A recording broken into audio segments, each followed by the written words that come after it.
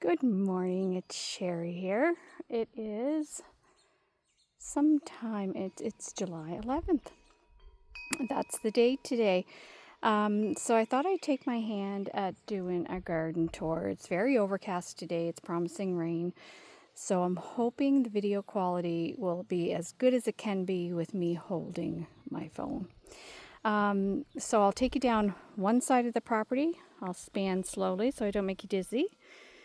Down this side, which is the left, looking down the road, and then we're going to go up the right side, and then I'll take it all the way around the house, which is where a lot of our beds are. So this is the side of the garage. So the garage is right here, and we have some cedar trees flanking each end, but this is a very shady spot. So if it gets like an hour or two of sun, that's about it. So it is filled with things like coral bells or heuchera, lots of different kinds of hostas, which are very pretty. And I let my hostas bloom. A lot of people don't. They don't like the blooms. But the hummingbirds love the blooms. So I leave them there. And just these heuchera are that chartreuse color, and they don't really die back in the winter. They get a little brown, but they don't die all the completely way back. So a little view of all the hostas. I love that curly one. We do have an astilbe here, and then another kind of chartreuse curly one, and then a darker one. The Bleeding Heart, I feel like we're going to move this year as it's just getting massive. And this is only its first year here. We already moved it. So I want to put it somewhere where it can just do what it wants to do and be happy. And then some more hostas tucked in. I did have a few extra impatiens that I tucked in here as well. And what's nice about the coral bells or the heuchera is they do get these nice, soft, whimsical pink blooms. And they just look really nice when the breeze is blowing a little bit like it is today. So let's go back this way.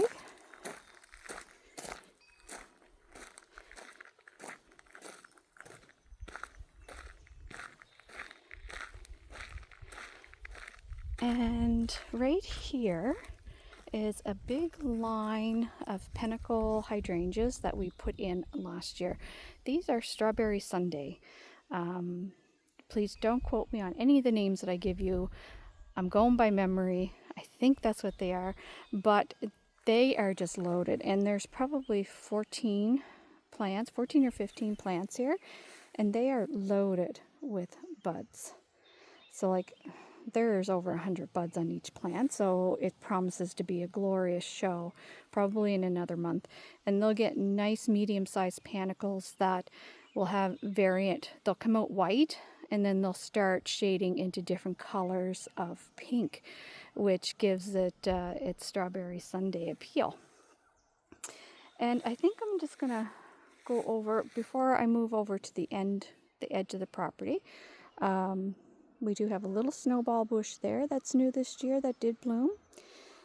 And I want to come to the edge so I can give Mr. Jackson, aka my husband, a shout out, because he keeps this yard in prestige condition. And we've been lacking on rain lately, so the grass is a little bit higher than we normally have it, but he's careful not to put it too short for it to die.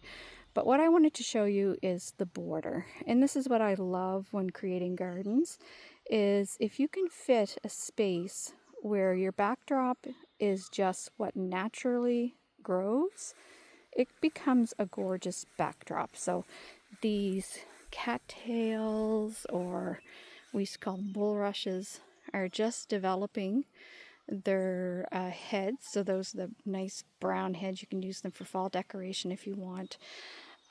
There's some naturalized baby's breath in here that lines this whole side. So like you can't go wrong when you have backdrops that are beautiful. You'll see a few daylilies pop up. The orange ones, a lot of people call them ditch lilies. A lot of people have strong feelings on using them because they feel they're invasive. But we have a neighbor that has a ditch full of them, and he told us to help ourselves. So one spring, Darren went and picked up a lot of them, and he planted them kind of strategically along the border pathway, as well some down at the very end, which I'll show you.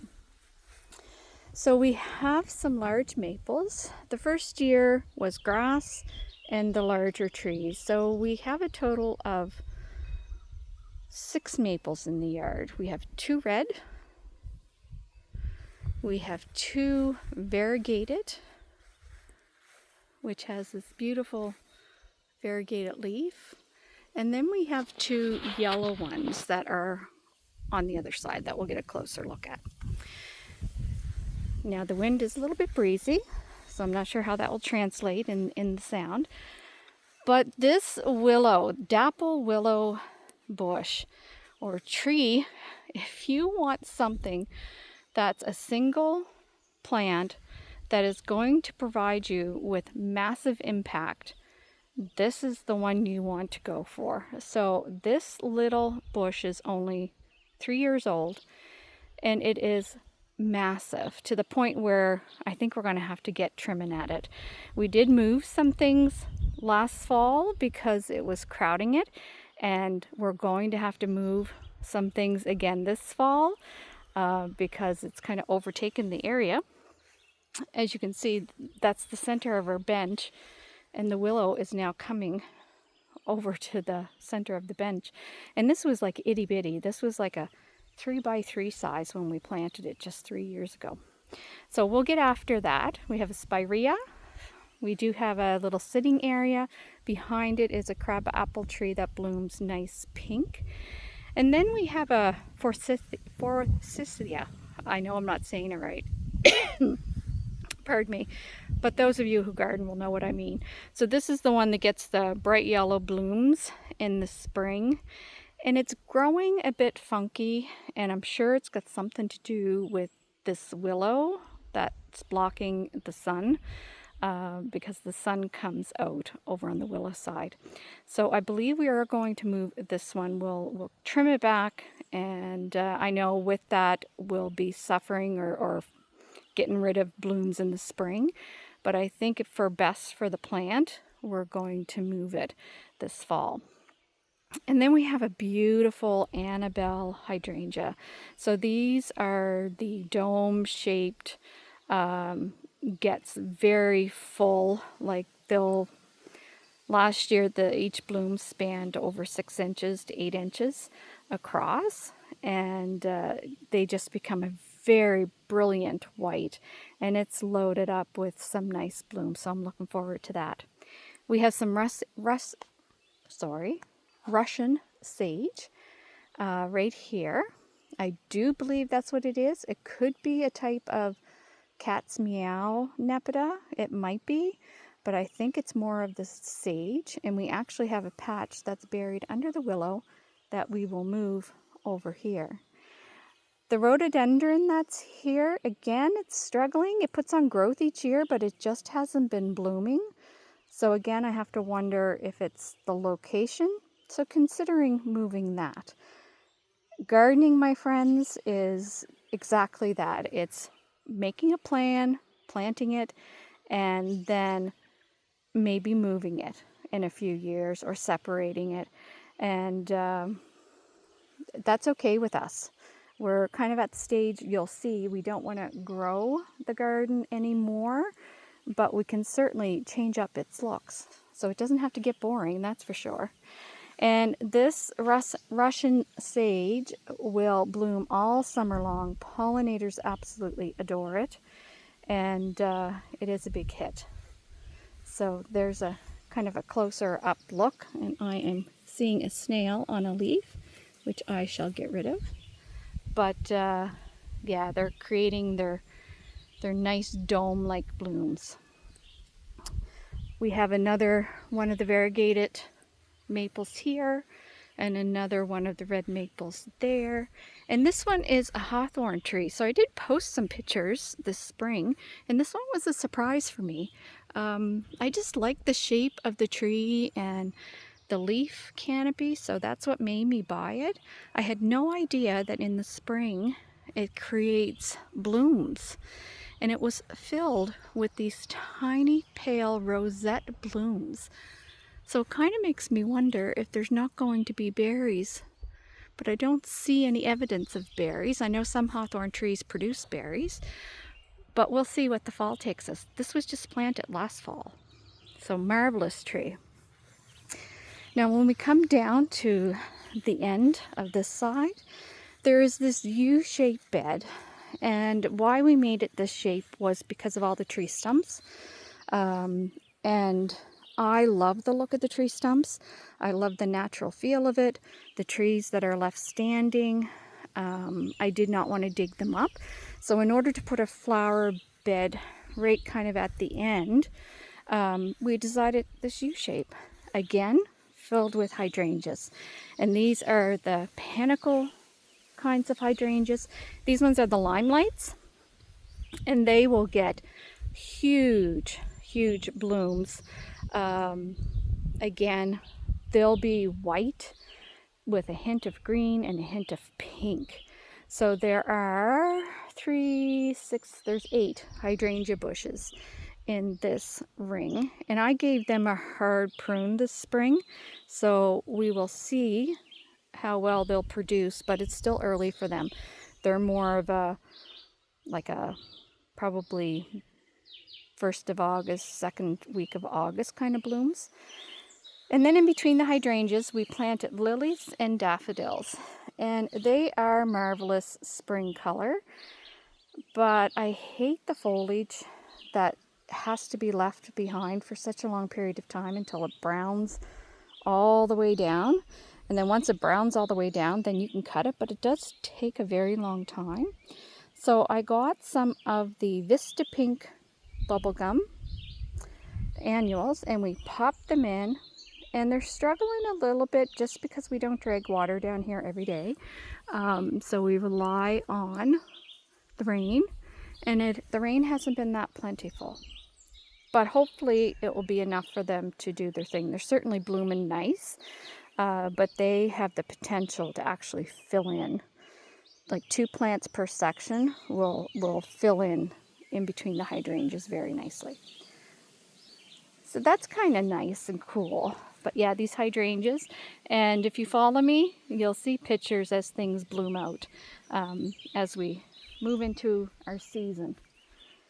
And then this is the dogwood tree. Again, it's 3rd year, and this is the one that I kept posting pictures of the blooms. This was the 1st year that it bloomed out the way it really supposed to, and it was gorgeous. And there's one bloom kind of hanging on, the rest have blown off.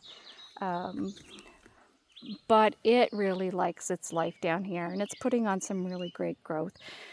If you get shrubs, well, not so much shrubs, but trees, don't give up on them till the 4th or 5th year if you're feeling like they're going to struggle. I watch quite a lot of videos, and you'll hear the same comments. 1st year they sleep, 2nd year they'll creep, and the 3rd year they'll leap. So this is this tree's 3rd year, and it's certainly put on a show for us. So we're still on the same side of the driveway, and these next 2 beds are ones that we put in just last fall. So they're kind of baby beds, but they've put on some great growth with their perennials. We have a car passing, so I'll let that pass. So I'm going to go to the front of the bed.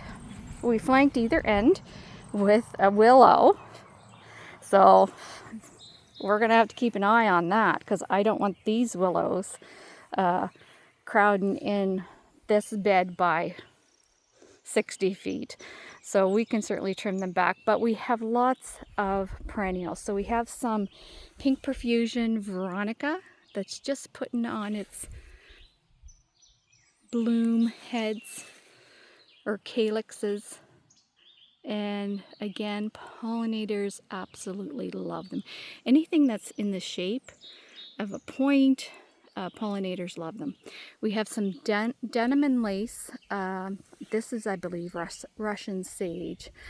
And that gets kind of like a silvery blue when it blooms. These ones, I want to call them false sunflowers, but don't quote me on that. So we have a grouping of 3 here and then another grouping of 3 on the other side. We do have some phloxes that are getting ready to bloom. Not in bloom yet. More veronica. And then pop some annuals. Some didn't do so well. Again, I don't drag water down here. And I see I need to come down and do some weeding. Maybe I'll do that later today. We have some grasses. More veronica. More of the denim and lace. And then on behind, I should have showed you when I was back there. We have different hydrangeas. So these are the macrophylla hydrangeas.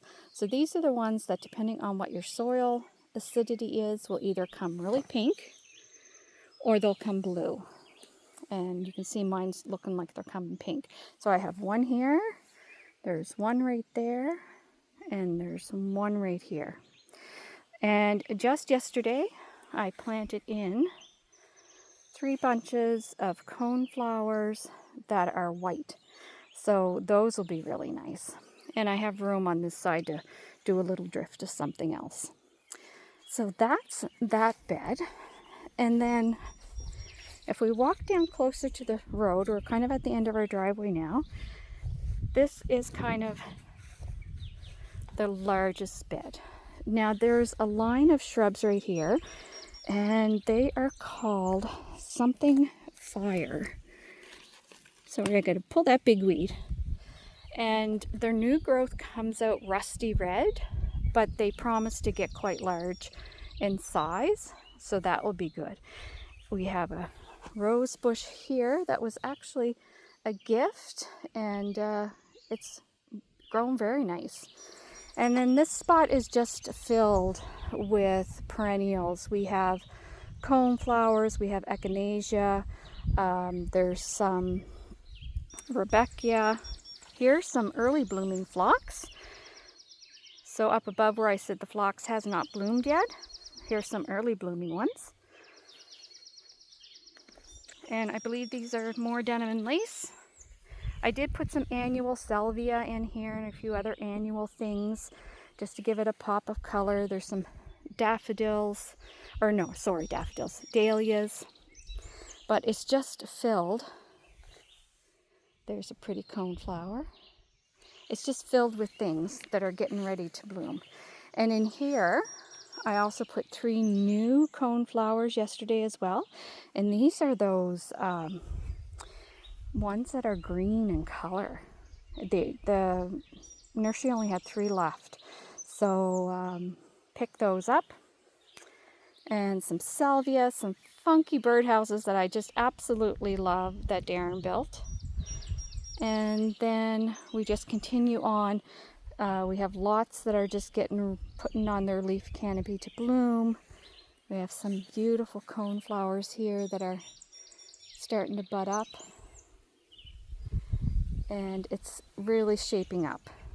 So first year we planted it out late last fall. So there was no color here last year. And there at the very, very bottom, we have a couple of stragglers. This is a white spirea. This is a Weigela. Both of them are late blooming, but these large shrubs were right in the front of our house, and they got too large, but they were too pretty to really destroy them. So we moved them last year. When I say we, the we part of it is Darren does the work. I kind of help him decide where to put them. And then I stand by him for moral support. But we do have some weeds growing down here, which I'm not sure how this area is going to do because it's kind of woodlandsy. It's not a piece of our property that can easily be trimmed out. So we'll just have to keep our eye on it. And there's a row of those daylilies, or ditch lilies, but they're just gorgeous. Like, who wouldn't love them? And then we have 3 more of the willows, which can grow massive, as large as they want right here.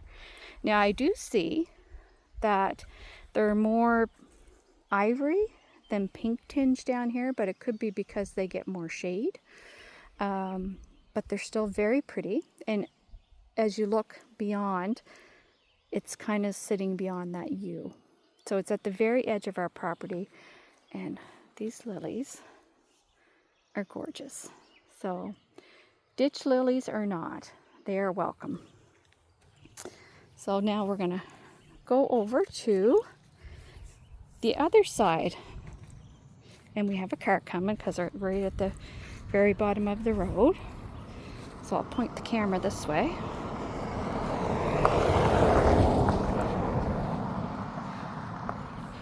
Oh, I have another car. It's a very busy road. We live out in the country, but it's very busy. So now that's our driveway. House way up there.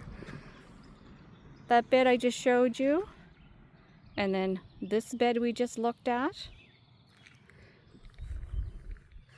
And then we're going to come across to the other side of the property. When anybody's trying to find my house, I tell them, look for the funky fence with the funky birdhouse. Another birdhouse that Darren had built. And this fence area has really developed over the last few years. And I believe I finally have it where I want it. So part of what I do is I'm proud to say I am a butterfly way ranger. It's something that I decided to do back in 21. It's a David Suzuki funded program, or it's really not a program, it's now a movement, but there are dedicated people who organize it, and anybody can apply in late winter to become a butterfly way ranger.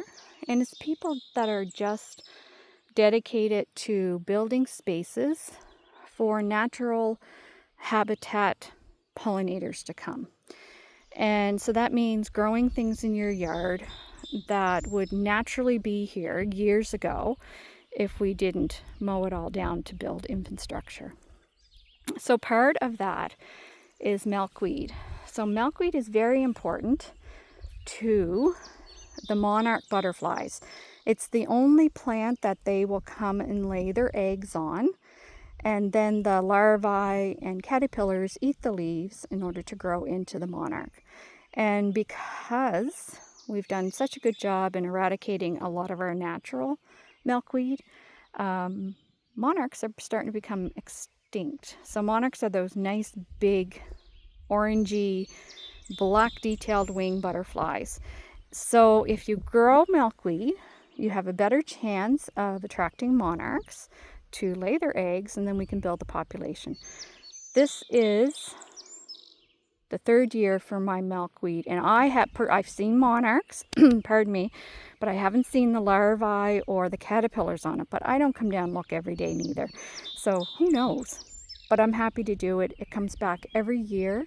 So this fenced area is really woodslandy, and I'm really liking it. So we do have some echinacea. We have yarrow. This is the firefly yarrow, and I am a fan of yarrow. And again, it will naturalize, it will get larger, but their bloom heads are just different colors. And even when they kind of brown out, they're still gorgeous. So they put on terrific color from this time of the year right till the end of the season. And these have not bloomed yet, but they're getting ready. We have some grasses, some hostas. Bee balm is another beautiful plant to put in for natural pollinators to come. Hosta, do have some iris in there. And then this is kind of a repeat, except years ago I planted, I think it's a clematis, and the thing never grew for years. Well, this year it decided to take off, and I was not on my game, not even watching for it. And it's kind of like all its vines have kind of intertwined. So I think I'm kind of lost for blooms this year. But next year I'm going to pay attention, because my goal when I planted it was to have it climb up the fence. So I'll have to really watch for that next year. If I see a caterpillar, you might hear me squeal, but that would be awesome. So more milkweed, bee balm, hosta, some beautiful tall echinacea coming. And this is just, it's not a queen lace, but it is like one of those rogue weeds. However, it's very pretty when it blooms. And I had nothing else in this spot, so I thought, you can do your thing this year. And once you're done blooming, I shall pull you. We did have some poppies bloom, and I am patiently waiting to hear the rattle of the seeds so I can harvest poppy seeds. And then we have more milkweed, grasses, milkweed, some weeds. Yeah, a little bit of rain does wonders for the flowers, but it also brings the weeds. And then we have 2 hibiscus plants here at the end, and I can't wait for them to bloom. I got them last year, and didn't know if they'd come back, but they did. And their flowers are like dinner plate size. They don't last long. It's one of those things where they bloom and within 48 hours the flowers die off. But I can see those flowers all the way from the house. Like, so you know they're big. We have some iris that are budding up here and more grass. So this is kind of the fence area, which I really, really like. Like, I really do. And then we have this little woodslandy patch. It's similar to the side, the little backdrop I showed you where the U of hydrangeas is, but this one's just a little bit larger, and I love it. The ground is soft and mossy. I'm trying very hard to talk Darren into building a little natural pathway from the next beds down to the fence, and this is where we can move and divide our hostas and start developing a little garden bed that way. But it's full of tree trunks.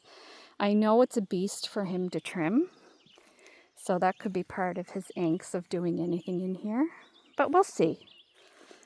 So you come up through, and these next 2 beds are also part of the Butterfly Way project or commitment I had made. So 2 very large beds, like these must be 40 feet long each, of just milkweed, and their blooms are gorgeous. All pollinators absolutely love them. Look at the big bee. At first I thought it was a caterpillar, but he is just loving his life right now. Have lots of bee balm, echinacea. So when I say echinacea, it's the Poperia, the purple kind, which is kind of the natural native type plant. So when I say natural, you'll hear people calling it native plants. That's kind of what it is. I do have a little bit of orange milkweed in here just because I like the color, and it went with the purple so well. But this big weed, which I'll get out later, but it does have some color and pollinators will like it. But the nice thing about this is you plant it, you kind of forget about it, and it all comes back the next year. So yeah, this year was the first year that we waited for it all to come back, and Darren and I was like, is it going to come back? Well, I think it's going to come back, and it did. It really did. But my plan is to harvest milkweed seed. I got a bunch last year. If anybody wants to start a native garden, message me. I can hook you up with all kinds of free milkweed seed. I get hundreds and hundreds of seed off these pods in the fall. and I can walk you through how to winter sow them so that you'll have hundreds of starts of your own by spring. And so I'm going to do more of that, and because there are some opportunities to thicken it up. So I'm going to do that this winter and make it a little bit more thicker. So there's 2 large beds. Here's a little bit of that orange milkweed that's starting to bloom. Now it's not a native milkweed, but it's pretty. But mostly everything else in here is bee balm, the echinacea, milkweed. I have some anise hyssop in here, which I believe is this one that has to bloom yet. So still lots and lots of blooms left to come. And then on the side is the other bed.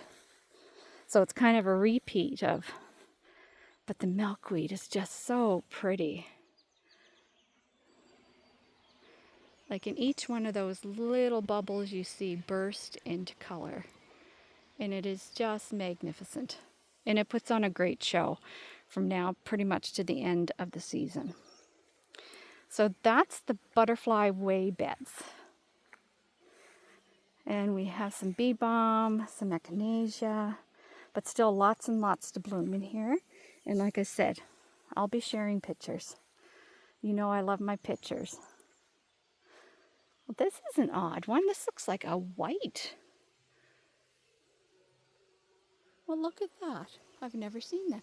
It looks like it's a white milkweed. Interesting. And here's some that's in a little bit more of a bloom. But all pollinators absolutely love this stuff. And it's a constant hum. This side of the property, Darren kind of did the same. He just trims it back just so that you can see the definition between what's maintained and then what's kind of just growing. I would not be surprised if I see milkweed growing in this eventually, as what we would love to happen, as the seeds will reseed themselves. This little smoke tree is struggling. It gets very wet down here in the spring. That's why it's planted so high up. It broke from storms. Ice storms got it. We do need to take out some dead branches, but there's still life in it. So I'm not sure, that might be another one that we move this year.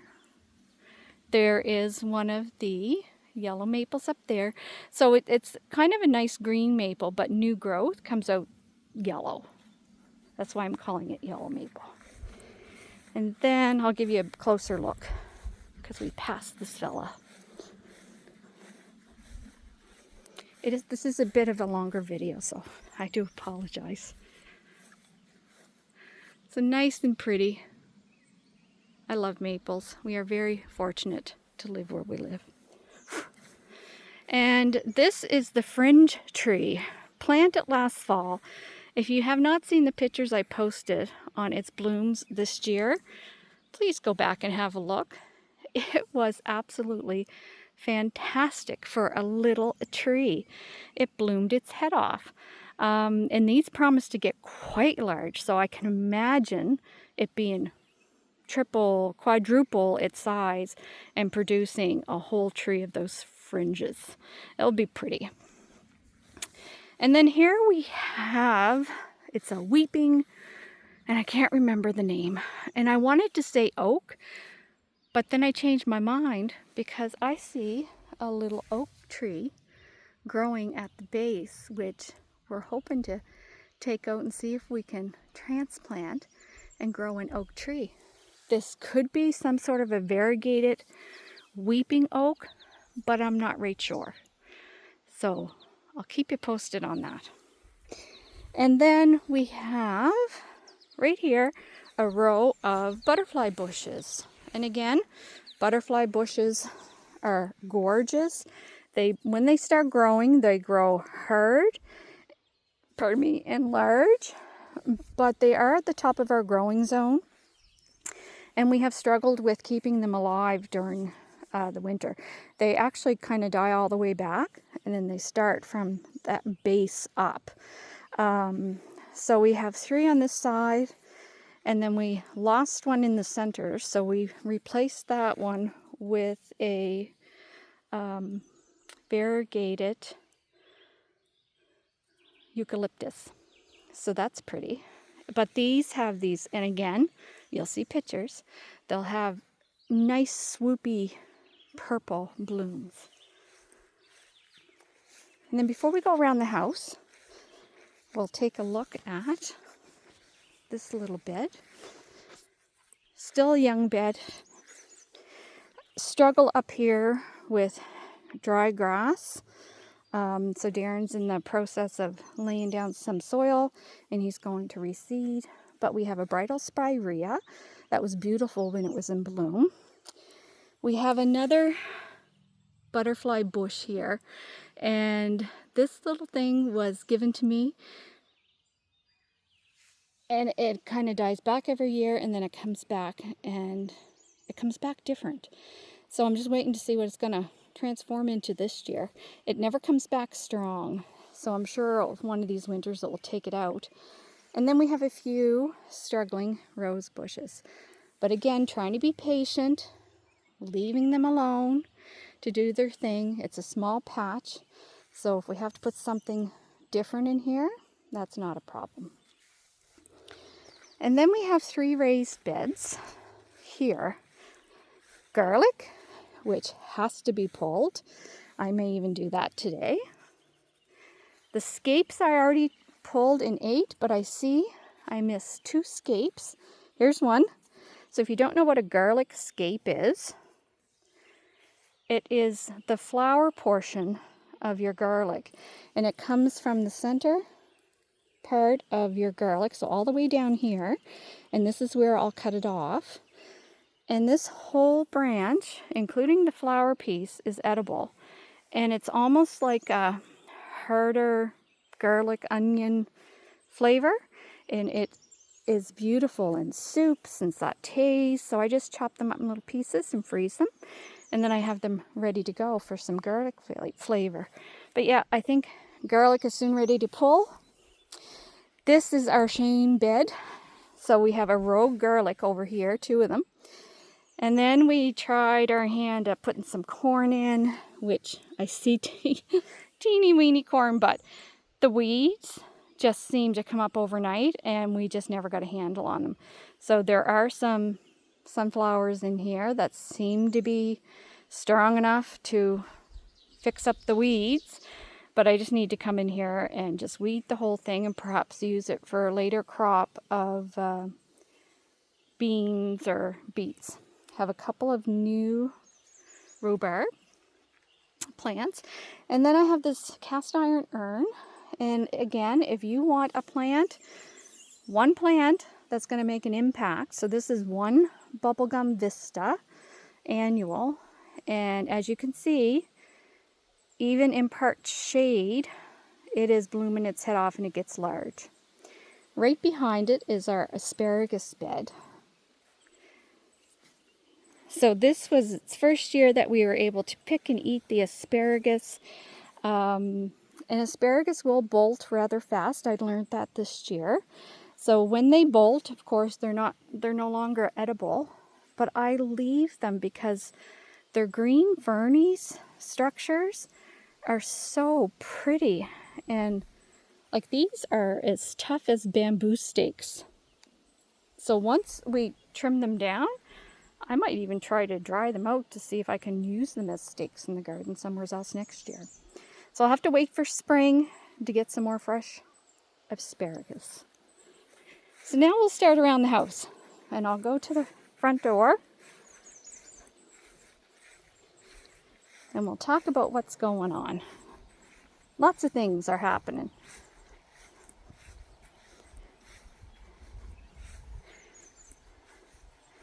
So we have our entryway. There are window boxes up there, and in that window box I have impatiens because it's in the full shade all day long. So impatiens do very well there. And then we also have window boxes along the front part of our house. And these are starting to come. It's like they only get it's like the space in front of the garage. They only get a couple of hours of sunlight a day. So there's some pansies in there. They seem to be holding up. Begonias, coleus, and I can't remember the name of the white one. Bacopa. And so my pots need a little bit of a wash there, I see. But they are coming. And then you'll see we have lots of lilies.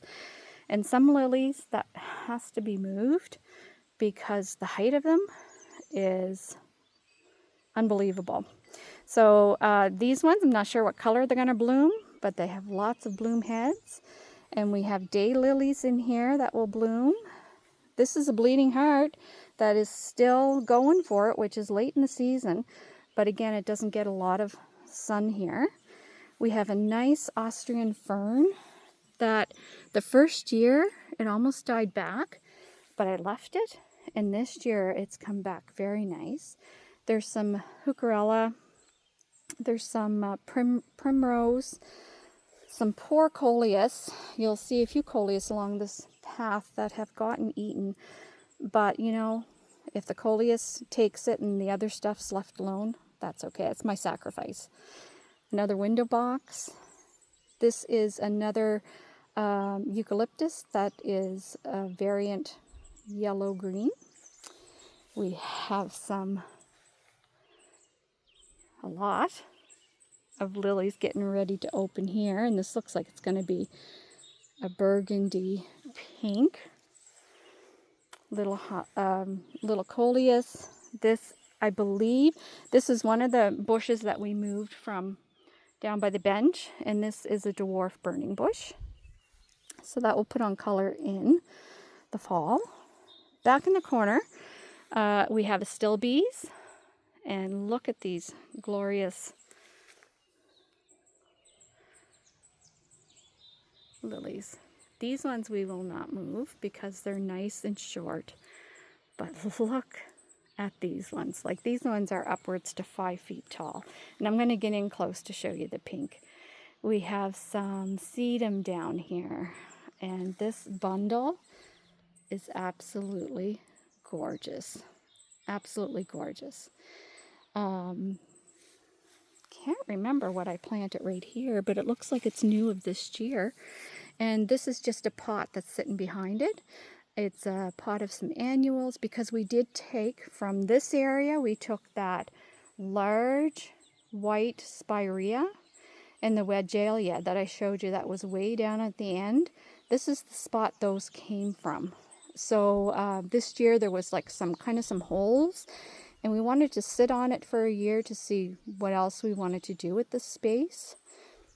These lilies have to come out. Not out as in destroy. I'm going to find a spot for them. These ones probably, because they're all just too close to the front of the border and they're just too high. But I'll find a spot. Look at this pink. They're just so, so pretty. Like, I love them. And I could cut bouquets and take them in the house, but I'm out here every day. I walk the yard at least once a day, if not twice. I really enjoy them out here. And we have some impatiens just planted back there, some coleus. It was just to kind of fill in the holes. Some more impatiens. We have another one of those eucalyptus. More lilies. So these ones will probably take out too. I just want this one. This one. When I say one, it's kind of like clumps. And then these ones taken out just because there's just too much height in the front of the bed. So, and I can't push them behind because they definitely won't get enough sun. You'll see some of them leaning. Like if we look down this way, you'll see this one leaning. It's because they're moving with the sun. So I want to put them somewhere where they get full sun and they can grow. And that will have to be done in the fall. So like more of these. They're just so pretty. Like, I love them. I know I've said that a whole bunch of times. We have some Veronica. So like I showed you the pink profusion. Well, this is more of a blue, and you're going to see the difference between blue and purple in a minute. So there's some there, there's some there, and they're kind of low growing. This is a foxglove. It's new for this year. Didn't realize it was, I should really read up on these plants better because I didn't realize it was going to be that tall, but it needed some sun. So we'll see how it goes. I might transfer it somewhere else. We have itty bitty sedum that are a succulent that is starting back. There is some primrose, and these get brilliant yellow very, very early spring. So when all of this other stuff has died back, there are pops of these primrose all around the front of the border, and they're really nice to see first thing in the spring. So these ones are rather purple. Yeah. Have some baby carnations that are kind of coming out of bloom. Have some more impatiens. I love this plant. I only have the one of them. It's something that I'm going to see if I can get more. And once we relocate the lilies, then perhaps I'll have more. It's called Brunnera, but it's just a leafy, it does shoot out a small flower bloom, but it's mostly the foliage that's really, really nice. Nice big sedum coming. Another bunch of these burgundy lilies. Like, these ones can stay because they're at a good height. It seems like the later they are to bloom, the taller they get. The bush that's back there, that's now out of bloom, is the azaleas. There's 2 of them. And again, if you didn't see the photos that I posted when these were in bloom, you really should go look. They were spectacular. So we have a whole bunch of lilies right here. And again, these ones aren't, they're nestled kind of more up to the corner of the house. I probably will leave them there, maybe. We'll see. What else do we got going on? I just planted this itty bitty coleus yesterday. He's tiny. But those are some of those primrose. They're out of bloom right now, but they'll come back once the fall hits. This was a Wedgelia that bloomed out early and is now putting on growth. Nice big hosta. More lilies. And this one is a nice yellow. And there's just so many heads that are, like, when they bloom en masse. We have some here that are still putting on some growth. We have some taller ones here. And look at the height of this one. Whoa. Yeah, way up there. But this is, it's up against the siding. It's no problem. So these ones can stay put. Nice, pretty pink. We have some burgundy ones in the bottom. So these ones are just taking on are just starting to open. But like, if I wanted to cut off one stem, I'd have a massive bouquet. But I just really like looking at them. Oh, here we have some, I want to call them bush lilies. They're not bush lilies. It will come to me in a minute, but you know what I mean. Daylilies. There we go. And I can't remember what color they bloom. It'll be a surprise again this year. These little things, and I can never remember their name, they grow really tall and they're purple and fuzzy. So those are very nice. We have a hosta here, Heucherella. This hosta, and there was a few others that actually got divided last year, so there's a little bit more room around here, but this baby will grow massive again. So I have put some annuals. These are new, and they did die back because they bloomed early in the greenhouse, but they are the pink profusion. Pardon me, Veronica. This combination of flower, and I did nothing to stake the verbascum up back here. I really like it when it uses the lilies as its kind of leaning post. And the lilies are such deep burgundy, and their verbascum is this ivory with a little bit of purple pink hue or throat to them.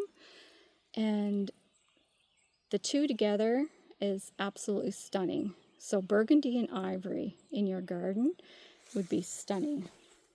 We have a few more lilies here getting ready to pop. Same as here. Another huge hosta and a wedgelia. That's our deck, which I'll show you in a minute, but we're still going around the house. We have, I can't remember what I planted there. I'm bad. I'll go to the garden center and I'll pick all these things out and I pop them in the ground and then I forget what I plant, so I have to wait for it to bloom. A whole bunch of yarrow here, and this is stunning when it blooms. It just provides so much color. We have some echinacea, some bee balm. So a repeat of the plants that we've had growing before. There are a few annuals in here, some salvia. This is a hardy geranium, so it comes back every year. Like most of what's in here will come back every year. These are cone flowers that are budding up. We had a nice, beautiful display of a blue iris. A few more lilies. Just more cone flowers, a sedum. We have some yarrow that found its way all the way over here, which is awesome, and I love it. Like if things like that can kind of just plant itself up against the deck, that's gorgeous. These were the peonies, which I planted lots of pictures of, but we do have some bee balm in the front that's going to add some color. And I left the seed pods because I want to see if I can save those somehow to develop more peonies. I'm going to show you more lilies. Look at these ones. These are tall as well, but again, they're up against the deck, so that's fine. There is some, this would be starting to open over here, phlox. So nice pink phlox that are just starting to bud up, all weaved through these beautiful lilies. And this one is just stunning with that yellow speckled throat, and they are in mass. So lots of enjoyment from these. And lilies do stay in bloom for quite a while. So loving it, loving it.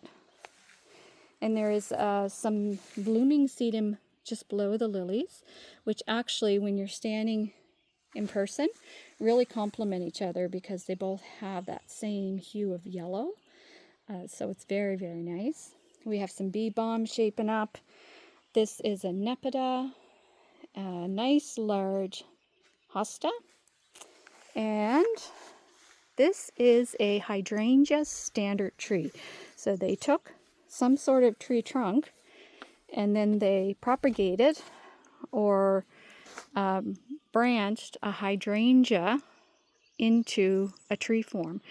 And I will show you from the upper part of the deck, but the amount of blooms that is on this tree is completely crazy. We do have step access here to our deck, but I'm going to keep going around the back and then I'll bring you up the steps. But I'll show you this from the top. This is our backyard. Again, kudos to Darren. He has trimmed out all the back forest, so we have the pleasure of seeing all kinds of animals, including bears, porcupine, fox, owls, rabbits, deer, all walk through here. So if you're lucky enough to be sitting at a time when they're going through, you will see them. So this is, quote unquote, the last kind of bed, and it is setting up against the shed. So we do have some spirea, more lilies, of course, and these ones are like buttercup yellow. So pretty. and we have lots to open. We have all these 3 hostas in here were separated and divided last year. Lots of phlox that are just starting to put on growth and just starting to bloom. So this will be a sea of weaving out of pink. Loads of those tall. It's the same as on the side of the house. They get really tall and they will bloom purple. This is a daylily, and this one I do remember. It's kind of like a creamy ivory pink. We have some salvia, some more lilies, some more of this blooming one. In the bird bath, birds are actually loving it. Oh, and you'll see a little hint of the daylily color. Like just a little hint, but it's like an ivory, and I can hear the hummingbird above me. Ivory and pink. They're quite tame. More phloxes. Another hosta, spirea. Look at this salvia. It bloomed its salvia bloom, but then it bloomed these little things, which I'm not sure if it's part of the plant or if there's something growing in my garden and it just found its way through the salvia. Either way, it's very pretty. More of those buttery yellow flowers. They're just gorgeous. And then we'll kind of, well, I shouldn't say that wasn't the last. We have one more bed, but I'm going to do the deck first and then I'll show you that bed. So you've seen my potting bench in pictures, which I adore. And we just have some stuff here.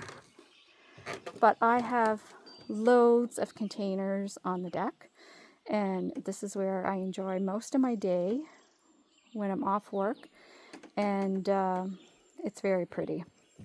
So we have some Sweet Alyssum, and some Portulaca, and I think there's an Angelonia in there.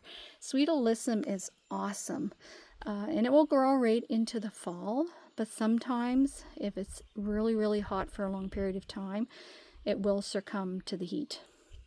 And then in this pot's a little bit of a mashup. It was a bunch of leftover plants. I have one bubblegum pink in there. It's going to be very interesting to see what survives out of it all. There's a bunch of other things in there, but that bubblegum pink is a very aggressive grower. But it's pretty.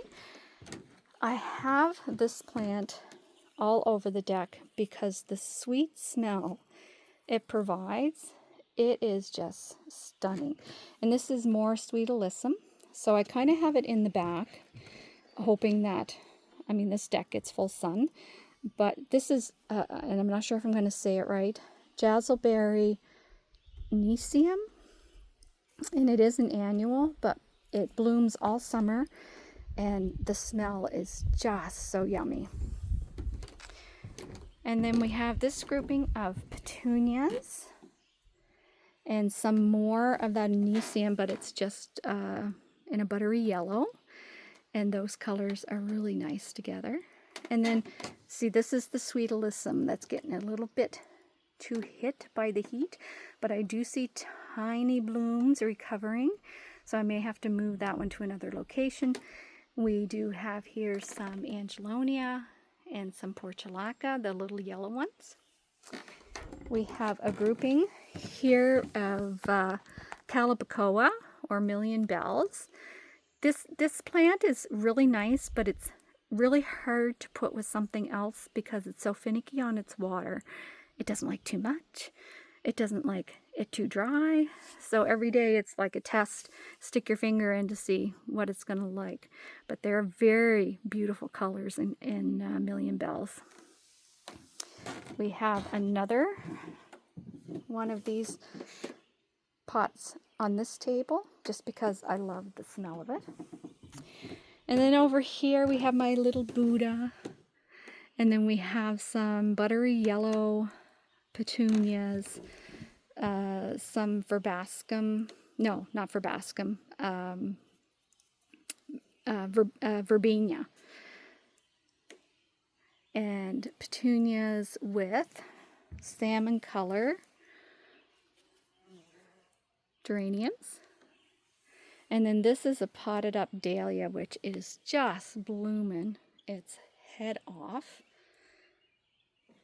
And some more verbascum. No, I said it again. Verbena. This grouping is more of the dahlia, the pink dahlias, and they are just a spectacular bloomer. And look at all the buds. We have some more of that Anisima, but it's getting a little yellowed, a little stressed there. So the pot is tinier. We'll see if it recovers. And then this is Portulaca Lantana. So Lantana can take high heat, and it blooms, and you can get it in all different colors. This pot has actually surprised me the most, and it's one that I would repeat for the color palette again. This plant is new for me, and I don't know if it's Scaviola, but it's a different plant that I've seen this year, and it is just kind of filling in all in between, and I love that. And then we have some Million Bells that are orangey, and then we have some more of that verbena that's purple, and then the osteospermum is kind of a combination of all the colors. So it really is a beautiful display. I'm very happy with that one. I do keep a garden journal so that I know what I like and what I don't for the following year. And we have some mini petunias in a nice purpley white. And then this is new. It's like, I think it's the same family as Dusty Miller, but it's not Dusty Miller. And then we have a little Angelonia. And this corner is kind of my herb section. And I do have herbs planted in the ground. And I have been harvesting off of these and making oils and butters, putting them in ice cube trays, freezing them. So I'll have fresh herbs all winter. So we have oregano. We have sage. I just planted new fresh dill, because dill is something that will kind of come into bloom and will seed up quickly. Cilantro, some thyme, basil, rosemary, and this isn't really to eat, but I've never grown it. It's chamomile.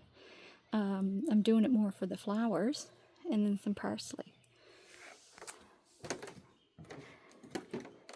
And then over here on this side, so this is kind of another sitting area of the deck.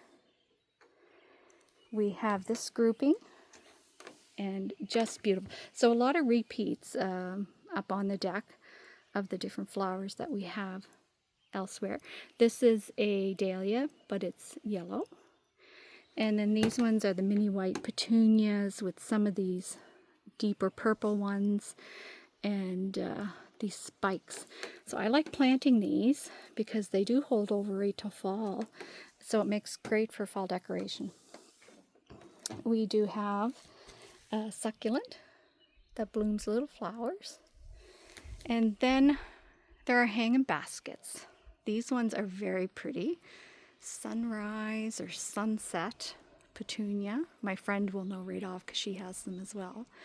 And then we have some of those same blue ones that I have on the deck, and they just go from one to the other. So we have equal amounts of both. So there's 6 hanging baskets in total. So then we do have this set of more of the yellow dahlias, more of the verbenum, white petunias, and then that purpley one with grass. This is kind of a show of the hydrangea tree. So I'm up on the deck, and you can see it's just loaded with blooms. And the sounds the pollinators make when they are out on this and when it's sunny, it is just a constant hum, and it's absolutely beautiful. Now up here, I failed to tell you, this is the last spot our trees go before we give up on them. So we have a purple, oh, it's purpley colored, and it gets these little pink flowers in the spring, and I think it's going to do very well here. And then this year we just moved, and it looks like a stick, but we're going to give it a minute. I can't even see it through my screen right there. It's an elderberry tree. We had that down by the fence, and it's been there long enough. It was alive, but it wasn't thriving, so we decided to bring it up here. You guys remember, those of you that live in Antigonish, south of the border, I absolutely love that store, and I got some of my favorite planters from there. This is one of them, the big sunshine. So I just have a coleus in him. This area is just pretty shaded. So in here we have begonias, both the orange ones, and then we have some little waxy begonias, and then there's a coleus in there. And you don't have to let your coleus flower, you can chop them off. I just let it do what it wants to do. But let's take a view from up top of the stairs.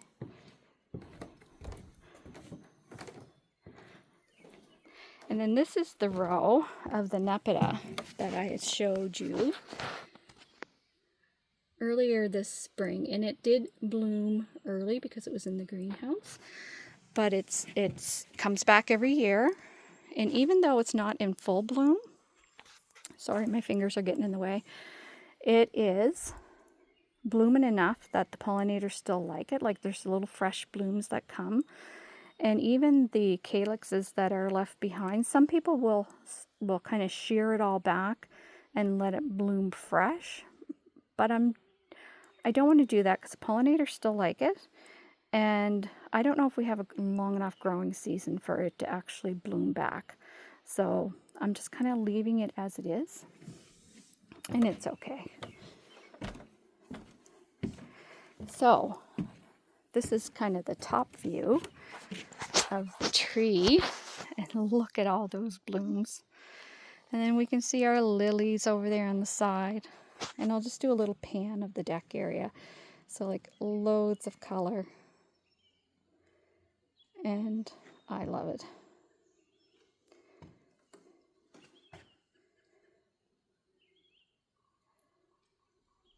And then we go right over to the side of the shed.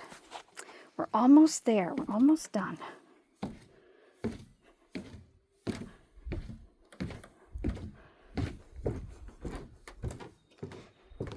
So if we come over back to the potting bench, there's a few little flowers. These are Vica. And some in here. And then these are my potting pears. And I did post on those this week. So you need to go back. And this is Erythra, Otis. And then we have Cleopatra. So you'll have to go back and read up on what they're up to. So we do have, this is kind of the last flower bed, and then we're back at the front doorstep. And the front of this flower bed is all annuals. This is my favorite window box, and you can do wonderful things in this one because it gets the hot, hot afternoon sun. So we have lots of pinks and purples and geraniums and sweet potato vine. So it is just nice and full and glorious. And I just fertilized everything yesterday, so we're good. This verbascum is kind of supported better than what the other side was. So it's still in bloom. We have some early spring bloomers that are now out of bloom, so it's just the foliage. But look at that one Vista Pink. And then we have a yellow one, and it's a repeat of some flowers that I've already showed you. The clematis is new this year, and I'm so happy to see it blooming. And next year it will just be better and better. But their blooms are very pretty too. And as I take you around this yard and I notice how much pink, purple, about that, it goes to show me how much I really like those colors. And then we just have a repeat here with some more verbascum. So on this side, and the garage door is open, so I apologize for that. You don't have to see in there. But we have some big pots full of the sweet potato vine. There are some very gobbled up little white petunias in here, which are not going to make it out to the forefront because of this one Supertunia Bubblegum Vista. And the same goes for here. And this is another pot I got from south of the border when they were here. I love them. Hearing a little secret, not so secret, I don't know, but Gray's Nursery is looking into, and that's the last one, is looking into getting some stone and or like kind of more ornate pots. So I'm excited for that. By the garage there are 2 pots. One is much smaller than the other because we had problem with some critter deciding that it loved the slow release fertilizer. It's like little pellets, and it was digging up my plants to eat the fertilizer. Took me a while to figure out what it was doing, but it dug this one up 3 times. So I'm impressed that it came back, and it's a little bit behind than the other one, but another combination of flowers I would absolutely do again. So we have yellow petunias, we have sweet potato vine, we have some salvia, and some mini white petunias. The last thing I have to show you are 3 more raised beds and some potted up bag plants. So in this bed, it's kind of a mismatch. So we have some lavender in the front, we have some garlic chives in the front, some 2 big bunches of cilantro, which I chopped a bunch off last night, 2 big bunches of celery, which we've been eating from. We have 4 tomato plants. We planted some marigolds amongst there to keep the pests away. There's some pepper plants, another tomato plant. Here's a dill. Tomato, peppers, more peppers. Planted some nasturtiums that should kind of spill over the side. Another celery. There's some basil. And then these 2 beds are, other than the beets that are on the side, are full of dahlias. So hoping we get some really nice blooms from the dahlias this year. And on the sides are all nasturtiums. So as they spill over the side, they should be very pretty. So dahlias are coming along, beets are coming along, and then we have more dahlias in this bed and nasturtiums. And then for the bagged up, we have some squash, we have cucumber, some yellow beans, 2 yellow beans, another squash or cucumber, and same over here. Have not been very successful in growing cucumber or squash for the beetles. They've tend to really kill them the last few years. So this is the biggest I've ever been able to get them thus far. So we'll see. Hopefully we'll have some good production. When we dig up our garlic, I'll use that bed to plant more beets, more yellow beans, and maybe whatever else I have left for seed. So folks, that is the tour. I have all my dahlias named. This little one's struggling. so that when we dig them up, we can store them and I'll have their names. So watch for pictures of those. Watch for pictures as things bloom. I usually put up a daily picture. This lavender smells divine. But other than that, I thank you from the bottom of my heart for your generous comments. This is a hobby for us. We offer no advice other than if you ask, I'll tell you what I do. It's not saying it's the right thing. We garden and we plant and we learn, and sometimes we fail, and then we just continue on. So with that, I hope this gives you an overview of what I see every day, and I wish you a very happy rest of your summer, and let me know how you're doing. Talk later.